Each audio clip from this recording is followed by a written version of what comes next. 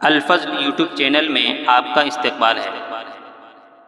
اس channel پر روزانہ قرآن پاک کی ایک آیت تلاوت سماعت ترجمہ اور مختصر تشریح پیش کی جا رہی ہے۔ ویڈیو اپلوڈ ہونے پر نوٹیفیکیشن پانے کے لیے اس چینل کو سبسکرائب کریں اور بیل آئیکن ضرور دبائیں۔ السلام علیکم ورحمۃ اللہ وبرکاتہ۔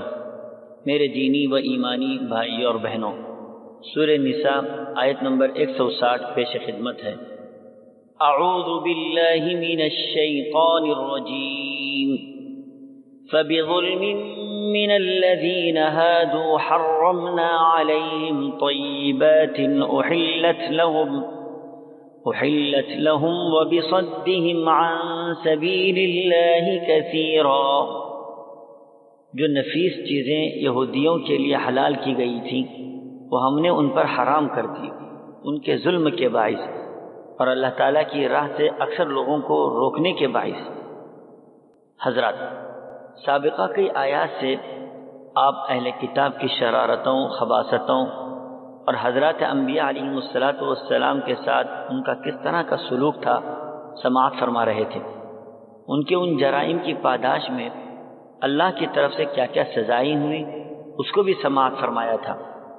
علاوہ ازیں انہوں نے اپنی کتاب کو بدل ڈالا، اس کے احکامات میں تبدیلی کی، حلال چیزوں کو اپنے اوپر حرام ٹھہرا لی۔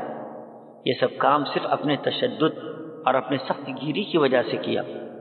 تورات کے نزول سے پہلے بعض چیزیں جو ان پر حلال تھیں، تورات کے اترنے کے وقت ان کی بعض بدکاریوں اور سرکشی کی وجہ سے وہ حرام قرار دی گئی، جیسا کہ ایک جگہ ارشاد ہے، کل الطعام کان حلا لبنی اسرائیل الا ما حرم اسرائیل علی نفسہ۔